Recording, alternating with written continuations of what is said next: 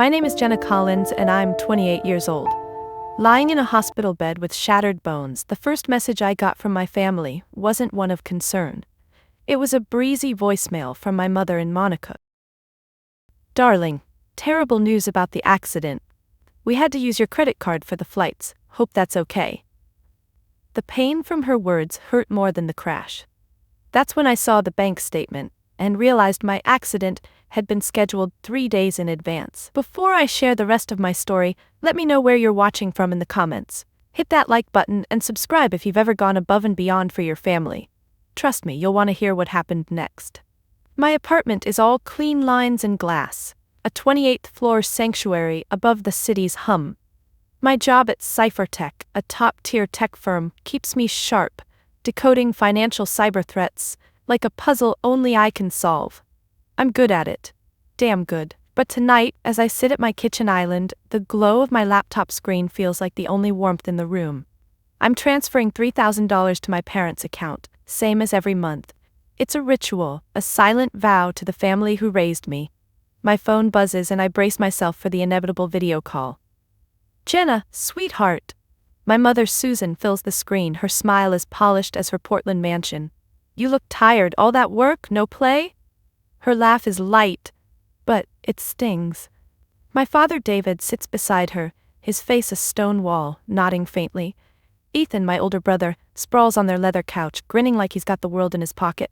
He's 31, all charisma and big talk about his startup, Omnitech Solutions. "Jenna, you gotta come see the new office," he says, winking. "It's gonna blow your mind." I force a smile. "Sounds great, Ethan. But it's the same song and dance. They praise my stability, my dependability, while subtly jabbing at my solitary life. No husband, no kids, just a career they don't quite understand." Susan sighs. "You should visit more, Jenna. Family first, you know." I nod, swallowing the ache. The call ends and I'm alone again. The city lights below indifferent. Later, I'm driving home from the office, rain smearing my windshield. It's late, the road's slick and quiet. My mind's on Ethan's startup. Vague promises, no product. Something's off, but I push it down. Then, out of nowhere, headlights blind me. A dark sedan surges from a side street, its engine roaring. I swerve, but it's too deliberate, too fast. Metal screams against metal and my car spins. Glass shatters. Pain explodes through my body. My last thought, as the world fades, is the sedan's lights, aimed right at me. I wake in a hospital room, white walls glaring under fluorescent lights. Pain radiates from my ribs, my leg, my everything. A doctor, her face kind but tired, explains, multiple fractures, internal bleeding, months of recovery. I'm a wreck, inside and out. My phone sits on the bedside table, silent, no calls, no texts, just the steady beep of machines and the weight of my own questions. Was it an accident? And where the hell is my family? The hospital room is a cage of beeps and antiseptic. Days blur. 3, maybe 4. I drift in and out, painkillers dulling the edges but not the loneliness. My only constant is Ben Carter, my physical therapist. He's got a quiet strength, his hands steady as he guides my shattered body through small movements. "You're tougher than you look, Jenna," he says, his smile soft. I try to believe him. My phone finally buzzes, a voicemail from Susan. I hit play, expecting warmth, maybe tears. Instead, her voice is breezy, like she's ordering coffee. "Jenna, sweetheart, terrible news about your accident. Your father and I are in Monaco, closing a deal for Ethan's company. You know how important this is for him. The doctors say you'll be laid up for a while, so there's not much we could do there anyway. We used your credit card for the tickets. Hope that's okay. Ciao." The message ends and I'm frozen, her words a blade in my chest. Monaco. They're in Monaco. I replay the message, searching for remorse, but it's all polish and excuses. My hands shake as I open my banking app. There it is, $12,000 charged for 3 business-class tickets and a 5-star hotel. But the date stops me cold. 3 days before my crash. They planned this. They knew I'd be here, broken, and they left anyway, using my money. The betrayal is a physical thing, heavier than the casts on my leg. I stare at the ceiling, tears burning, but I won't let them fall. Instead, I grab my phone again, my cybersecurity instincts kicking in. If they're playing games, I'm done being their pawn. Ben notices my focus.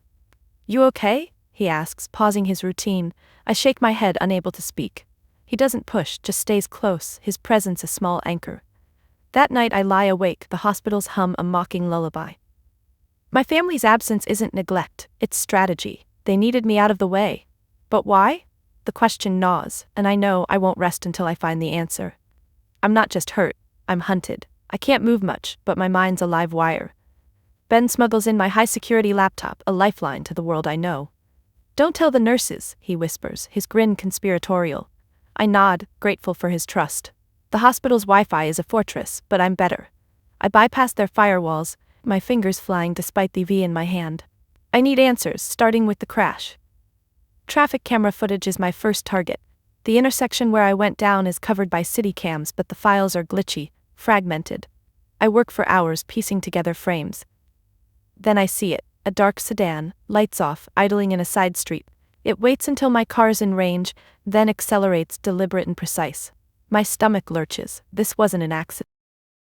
Someone wanted me broken or dead. I shift focus to Ethan's startup, Omnitech Solutions. It's always been his golden ticket, the thing my parents gush about. But as I dig, the truth unravels. Omnitech is a ghost. No website, no employees, just a slick logo and a P.O. box. I trace its finances through a maze of shell accounts, my heart sinking with every click. The initial funding came from a joint account I'm on, one I thought was my parents' retirement fund. I've been bankrolling a lie. The realization hits like a second crash. They needed me sidelined, too injured to notice the money draining. Monaco wasn't a spur-of-the-moment trip, it was their escape plan, liquidating assets before I could catch on. My own family, David, Susan, Ethan, built a fraud on my back. And the sedan, a hired thug maybe to make sure I stayed down. I'm shaking, not from pain but rage. Ben checks on me, his brow furrowed. "Jenna, you're pale. What's going on?" I can't speak, not yet. The truth is too raw, too monstrous. But as I stare at the laptop screen, the sedan's grainy image burned into my mind. I know one thing. I'm not the prey they think I am. I'm the hunter now. My hospital room feels smaller now, the walls closing in as my phone buzzes relentlessly. Texts from unknown numbers flood in, each one a splinter under my skin. "Jenna, the hospital says you're confused. Rest, don't stress." Another, "Sweetheart, these wild theories are scaring us. You're not yourself." It's Susan's tone, Ethan's charm, David's cold precision, but the numbers are burners, untraceable. They're trying to break me, to make me doubt my own mind. I grip my phone so hard my knuckles ache, the pain in my ribs a dull echo of the betrayal. I'm not crazy, I've got the footage, the bank records, the truth. But their words worm in anyway, gnawing at the edges of my sanity. What if I'm wrong? What if the crash was just bad luck? I lie there, staring at the ceiling, my heart racing like I'm running from something I can't see. The room's too quiet, the beeps too steady. I'm alone in this fight, and they know it. Then the lawyer shows up. He's slick, all tailored suit and crocodile tears, carrying a stack of documents. "Miss Collins, I'm here on behalf of your parents," he says, his voice smooth as oil. "They're worried about your emotional state. This is just a temporary medical power of attorney to ensure your affairs are managed while you recover." He slides the papers toward me, a pen on top like a loaded gun. My stomach twists. This isn't protection, it's control. They want my accounts, my voice, my fight. Ben's there, thank God. He steps between us, his usual calm replaced by steel. "Miss Collins isn't signing anything today," he says, his voice low but firm. "She'll be consulting her own counsel." The lawyer's smile falters, and he leaves, but not before glancing at me like I'm a problem to be solved. Ben turns to me, his eyes searching. "You okay?" I nod, but I'm not. For the first time, I feel hunted in my own skin. But Ben's there, a shield I didn't expect, and it's enough to keep me from falling apart. I can't fight this alone. I know that now. My laptop's my weapon, but I need more than code to take on my family. Ben helps me find Marcus Thorne, a litigator with a reputation for shredding corporate frauds. He meets me in my hospital room, his suit sharp but his eyes sharper. I tell him everything, the crash, the shell company, the Monaco charges, the lawyer. His face hardens with every word.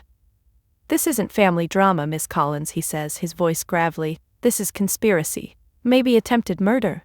The words hit like a punch, but they're also a lifeline. Someone believes me.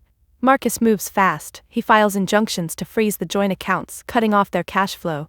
He digs into Omnitech's paper trail, unearthing more shell companies, more lies.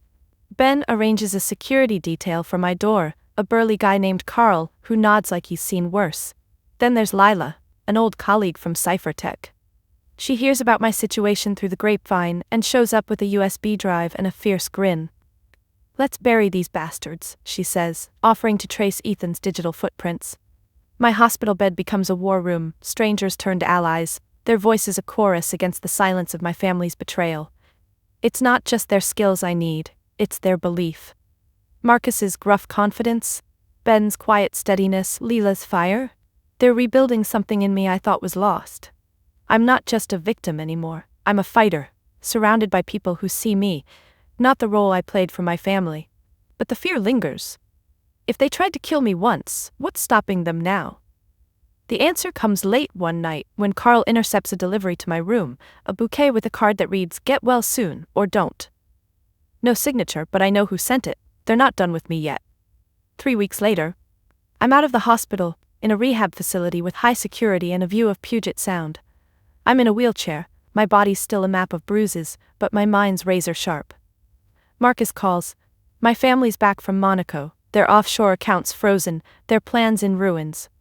"They're coming for me," he warns, but I'm ready. I've been ready since the moment I saw that sedan in the footage. They storm into my room like a hurricane, Susan all fake tears, David his face a mask of control, Ethan his charm cracked but still smug. "Jenna, this nonsense has to stop," Susan says, her voice dripping with pity. "You're hurting yourself, darling." David nods, his eyes cold. Ethan just smirks like he's already won. But they don't know I've changed. I'm not their safety net anymore. I nod to Marcus, who sets up a monitor. "Sit," I say, my voice steady as stone. I show them everything. The bank transfers, Omnitech's empty shell, the dashcam footage of the sedan waiting for me. Their faces shift, Susan's tears dry up, David's mask slips, Ethan's smirk fades. "I was a good investment," I say, my words ice cold. "But you over-leveraged." Ethan cracks first. "It wasn't supposed to go that far," he blurts, his voice high. "I hired a guy to mess with your car, not that." My heart stops. He admits it. But then he keeps talking, and the real twist lands. "Dad told me how to do it," he says, pointing at David. "He said we needed you out of the way just for a while." David's face goes white, but he doesn't deny it. The Patek Philippe on his wrist glints, a $50,000 watch bought with my money. My father, the mastermind, used me like a pawn in his own game. The room spins, but I hold on, my allies at my side. The rehab facility's sterile air feels heavier after my family's exit. Ethan's confession still echoes, a jagged truth that cuts deeper than the crash. He's in custody now, spilling details to cut a deal. David and Susan face federal fraud charges, their empire of lies crumbling under Marcus's legal onslaught. The feds uncovered a Ponzi scheme woven through Omnitech, with dozens of investors now clamoring for justice. I'm not their only victim, but I'm the one who has to testify. Court is a blur of suits and whispers. I sit in the witness box, my wheelchair a stark reminder of what they did. David's eyes meet mine, not with remorse but with calculation, like he's still working an angle. Susan's face is a mask of tears, but I know her too well. Those are for the jury, not me. Ethan slumps, his charm gone, just a man who followed orders. I tell the truth, the accounts, the crash, the watch on David's wrist. My voice shakes, but I don't break. When it's over, I feel hollow, not victorious. I've lost them, that's not just to prison, but to the lie they chose over me. Marcus handles the civil suits, repossessing their cars, their boat, anything tied to my money. The Portland house, their pride and joy, is all that's left. It's legally mine now, a bitter inheritance. I decide to sell it, using the proceeds to repay the other victims. It's not enough, but it's something. Ben drives me to the house one last time, Marcus riding shotgun. The mansion looms, all glass and ego, a monument to their greed. I move slowly, my cane clicking on the marble floor. I pack what's truly mine, my childhood books, my grandmother's locket, a faded drawing Susan once mocked. The rest, the designer furniture, the art, their life, I leave behind. In the foyer I pause, the air smells of Susan's perfume, and for a moment, I'm a kid again, desperate for their approval. But I'm not that girl anymore. I turn away, the door clicking shut behind me. Outside, Ben's hand finds mine, warm and steady. Marcus claps my shoulder, his gruff, "You did good, more than enough." I'm free, not just of them, but of the weight I carried for them. The drive back to Seattle is quiet, the rain soft against the windshield, washing the past away. A year later, I stand on a patch of earth overlooking Puget Sound, the salt air sharp in my lungs. The groundbreaking ceremony for my new house is small, just a handful of people, a shovel, and a dream. I'm walking without a cane now, my body stronger, my heart lighter. Ben's beside me, his arm brushing mine, his smile a warmth I've come to rely on. Marcus is here, his suit swapped for jeans, a rare grin softening his face. Lila's here too, my old cyphertech ally, laughing with my former roommate, Sarah, who flew in from Chicago. They're my family now, chosen and true. The contractor hands me the shovel, and I dig into the dirt, the crowd cheering like I've won a marathon. This house, modest, open mine, is more than walls and windows. It's a promise to myself. A future I'm building on my terms. We gather around a fire pit as the sun dips low, the water glittering like a second chance. Ben's hand rests on my back and I lean into him, grounded in a way I never thought possible. That evening, a courier delivers an envelope, Portland postmark, no return address. Inside is a pawn ticket for a Patek Philippe watch, David's watch, the one he bought with my blood. No note, no explanation. It's something, guilt, maybe, or a final jab. I don't care. I hold the ticket over the fire pit, watching the flames curl around it. The paper turns to ash, and I feel nothing but relief. That life, their life, is gone. Ben pulls me close, his breath warm against my ear. You good? He asks. I nod, my eyes on the foundation of my new home, then out to the open water. The horizon is wide, unwritten, mine to shape. I smile.